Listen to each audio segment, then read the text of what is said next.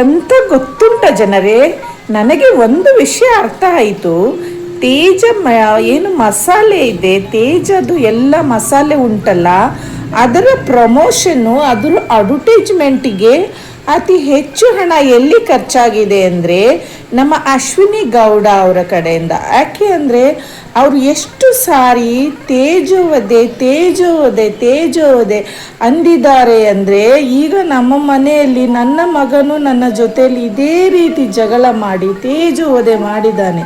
ಅದಕ್ಕೆ ನೋಡಿ, ನಾನು ಫುಲ್ಲು ಅದೇ ಜೆಂಡು ಬಾಂಬ್ ಅಡ್ವರ್ಟೈಸ್ ಕೊಟ್ರಲ್ಲ ರೋಲನ್ನು, ಅದನ್ನು ಹಚ್ಚಿಕೊಂಡೆ. ಇನ್ನೂ ನನ್ನ ತಲೆಯಿಂದ ಆ ತೇಜೋವಧೆ ಅನ್ನೋ ಪದ ಹೋಗ್ತಿಲ್ಲ.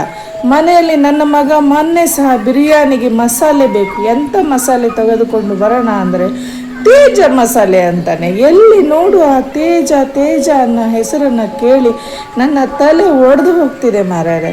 ಛೇ, ಈ ಬಿಗ್ ಬಾಸ್ ನೋಡಿ ನಾವು ಖುಷಿ ಆಗಬೇಕಾ ಅಥವಾ ತೇಜ ಮಸಾಲೆ ತಿಂದು ತಿಂದು ಎಲ್ಲ ಕಡೆಯಿಂದ ನೋವನ್ನು ಅನುಭವಿಸ್ಬೇಕಾ ಗೊತ್ತೇ ಆಗ್ತಿಲ್ಲ.